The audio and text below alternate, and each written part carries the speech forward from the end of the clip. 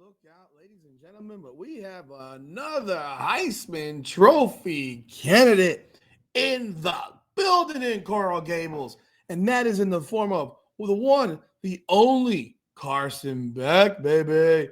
Let's talk about it. Welcome back, everyone, to another edition of Hurricanes Unfiltered, powered by Come On Now, the podcast. I'm your host, Rudy Rodriguez. Show my hit the like button, subscribe to the channel, leave a comment, ring the bell so you know when all that content is coming to you. Ladies and gentlemen, man, I'm so excited because I am watching this Hurricanes Unfiltered podcast explode day by day, and I thank you for that because I'm going to bring it to you raw, uncut, and unfiltered every single time. We got the University of Florida Saturday night, 7:30 p.m. at the Hard Rock, bro. And they got the time, 7:30. Cannot wait for this game. But this video is not about this specific game because I'm going to let you fester and marinate in it. And I'm going to have that preview for that game tomorrow. Tomorrow, I will be posting that preview in the evening. So be on the lookout for my preview, my prediction, and all that good stuff as I break down this game against the hated Gators, man. The gay turds. We don't like them. We don't like them fools down here in the 305. No, we do not. Let's talk about this Heisman Trophy race, though. Folks, it was just a year ago that we had a finalist for the Heisman Trophy in the one and only Cam Ward. I'll tell you what. I still think Cam Ward should have won the Heisman Trophy. I still believe that. I don't think Travis Hunter should have won that damn trophy. I think everything that he did in Colorado, while it was great, a lot of that shit was puffed up. And, that's just the way I feel. You take Cam Ward off the Miami Hurricanes roster last year, I don't know where the Hurricanes are. I do not know where the Hurricanes are. That's just being real. So, I still think that Cam Ward should have won that award, leading number one in offense in America. Those are just my thoughts. And the fact that he fell to third or fourth, I don't remember what it was, but that was crazy to me. Now, if he wasn't the one to win it, I thought Ashton Genty should have won it. I don't think Travis Hunter should have been in the top two. That's just my opinion. But you know what? Hey, call me a hater. I don't care. Just an opinion. People can like it, dislike it, whatever. Carson Beck, though, right now, he is the leader in the clubhouse. He is the leader in the club. He is the leader in the clubhouse. Remember what they were saying before the season started? Because this is what ESPN does and the national media do. They glaze. Who were they glazing? Arch Manning. How's he look so far? Trash. Who else were they glazing? Garrett Nussmeier. How's he look so far? Trash. Who else were they glazing? Cade Klubnik. How's he faring? How's he looking? Trash. All these dudes looking like straight garbage. Basura, tremendo, mierda. And that's how they all look so far. Klubnik, overrated. Garrett Nussmeier, who? Arch Manning. If his name wasn't Manning, nobody would give a goddamn Rudy Poo candy ass about Arch Manning. Let me tell you something here. That dude has been straight up the words, I cannot even come out with them. Garbage. Trash can. Shitbird. He's not a quarterback. He's not. He ain't ready for this. He's being booed in his own stadium 3 games in. So now, all the twats in freaking Vegas who make these lines for the leaders for Heisman, it's looking a little bit different now, as you have 2 different guys at the top of the board, and depending on the sports bet book, one may have John Mateer out of Oklahoma, and another one has Carson Beck. Now, I'm biased. I admit it. I keep it real, but I also back my stuff up with data. Who's played the better team so far? Oklahoma or Miami? We all know the answer. It's Miami. Miami's played 2 ranked teams, beaten 2 ranked teams, ranked number 4. Oklahoma's beaten Michigan. And let's be real. Michigan's not that damn good. Let's keep it real. Besides the Michigan game,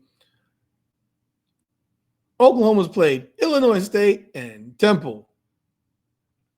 Illinois State and Temple.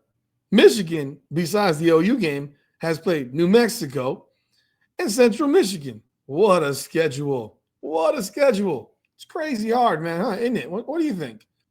Whereas the U has played who? Notre Dame, South Florida, both ranked top 25. Notre Dame was ranked 6th when Miami Hurricanes played them. So who's done more? Carson Beck just threw for 340 against South Florida. Who's done more? Carson Beck only played 2.5 quarters against Bethune-Cookman, so his numbers didn't get puffed up over a 60-minute ball game. So right now, you have an article from ESPN talking about this race and saying Oklahoma quarterback John Mateer, because of course they cannot promote Miami, man. They're like allergic to promotion of the Miami Hurricanes. This goes back to the video I did yesterday, talking about how they're scared of us. They're scared of the Canes. They're nervous. They know what's coming. They feel it. They feel it. So they start off with Oklahoma quarterback John Mateer is the new favorite for the award at several sports books, with ESPN bet showing plus 850 odds as of Tuesday afternoon. At some other shops, though, Miami quarterback Carson Beck is the favorite, getting as short market wide as plus 700 at BetMGM. Either way, it's the longest odds for a Heisman favorite at this point in the season since at least 2012, according to data compiled by ESPN research from sportsoddshistory.com. Now, remember when the season started, Texas quarterback Arch Manning was the preseason favorite at plus 650. His odds have fallen precipitously, which means you probably shouldn't make odds about a guy before he's played a damn game. Like, might be a good idea to not blow a guy up who's played all of 2 full games in his collegiate football career and is opening his first year of starting against Ohio State. Yeah, might not be the greatest idea, but, that's what they do. And now he's at plus 3,000. The dude is done, has no chance. It is what it is. Then you had Lenora Sellers out of South Carolina, who was a popular play for bettors before the season and is currently the biggest liability for the Heisman market because he got hurt. He got his bell rung, I believe it was, against Vanderbilt. And now his odds have lengthened from plus 5,000 to plus. I mean, he's gone to from plus 5,000 to plus 1,400, but he got his bell rung. Who knows if he's going to play? They just got their asses kicked by Vanderbilt. That's not a good look when you're trying to win a Heisman. Losing to Vanderbilt should honestly be, as a quarterback, a pretty big red flag and strike against you. Now, Cade Klubnik, who was second at plus 900, well, he's fallen to 100 to 1. I don't know what that is. Is that plus 100 plus 10,000? I'm not sure exactly. Was that plus 100,000? I'm not sure. But yeah, he's no longer plus 900. He is pretty much out of the conversation as well. And then Garrett Nussmeier, who was the favorite last week, is tied for third at plus 1,300. Now, again, how is a guy whose team averages 20 points per game a favorite for the Heisman? Like, how is this even a conversation? Team is averaging 20 points a game. You're the quarterback, bro. How is this man even in the conversation? Can someone help me out here? What do y'all think? I mean, leave a comment. Let me know what your thoughts about Garrett Nussmeier are. And then they also mentioned Dante Moore is a plus 1,300. But, man, they have Jeremiah Smith at plus 1,800, Jeremiah Love at plus 6,000, blase, whatever. Let's look at numbers. John Mateer, he is this season 51. Let's see here. What's his totals? 71 of 105, 67.6%. Let me just share the screen with y'all so you can see it. Let me bring that up for y'all. Share the screen. Bring it up. Ba-boom, ba-boom, ba-boom, ba-boom. Let's go. Let's see here. So there we go. There we go. He is 71 of 105, 67.6 completion percentage, 944 yards, 5 touchdowns to 3 picks, a 153.1 rating. Completion versus AP top 25, 61.8. Rating versus AP top 25, 132.3. Now, I like that number there because it kind of gives you an idea. They do play Auburn this week, who's 3-0. That's going to be a tough game for them. 3:30 in the afternoon. Listen here. He's doing a good job. I'm not going to take that away from him. But take a look at his QB rating. His QB rating goes down incredibly from 153.1 to 132.3 when he plays a team that has a pulse. So if you look at his numbers, he was 30 of 37 against Illinois State. Monster game, 392. Against Michigan, 21 of 34 for 270. And against Temple, 20 of 34.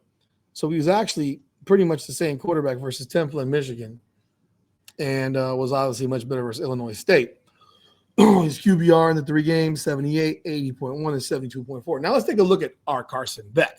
Yes, he represents us, Miami Hurricanes football. Let's take a look. Let's take a look right here. Let me bring that screen up for you so you can see the difference. Carson Beck, while he's thrown for a little bit less yardage, 812 yards, 7 touchdowns, 2 interceptions, a QBR of 89.9. That is a good 10 to 15 points better than I'm sure Mateer's, because I couldn't. Did I miss it? Let me go back. His QBR is, 77.5. So 12.4 points better.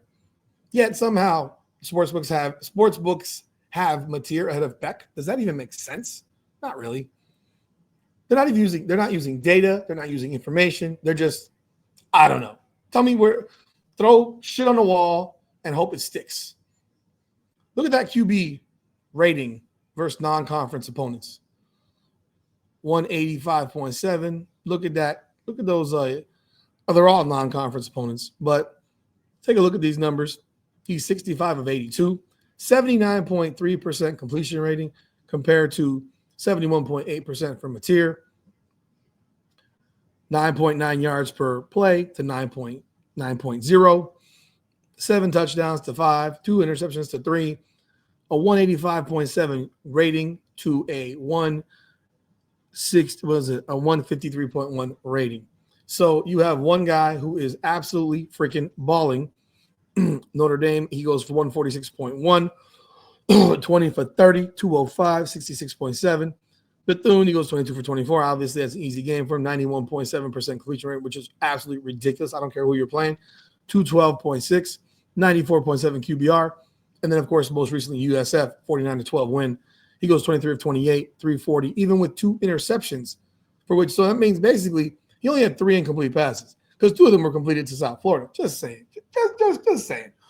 I know I'm being funny here, but just saying. Only 3 of his passes were incomplete. Only 3 passes were not caught. 82.1% completion rating against a top 25 opponent. 91.4 QBR, 205.2 QB rating. Folks, Carson Beck is there, man. Carson Beck is going to be in this conversation.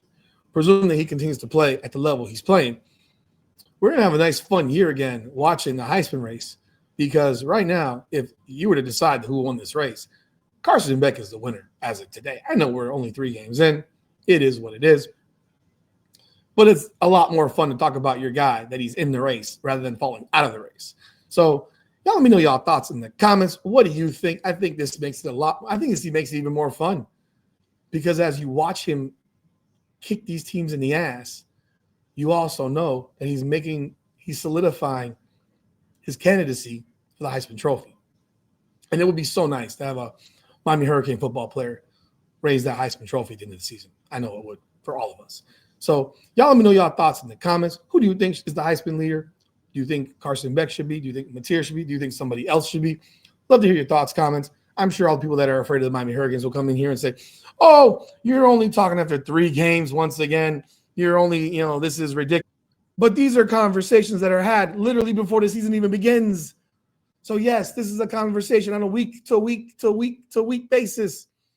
And as long as Carson Beck keeps on balling, we are going to have this conversation on a week to week to week basis. So y'all let me know y'all thoughts in the comments. Like the video, subscribe to the channel, ring the bell, leave a comment. Let me know y'all thoughts. I appreciate y'all. Again, tomorrow, we will be dropping our preview of Miami versus Florida. It's going to be fun, man. Appreciate y'all. This is Hurricanes Unfiltered, powered by Come On Now, the podcast. Come on now.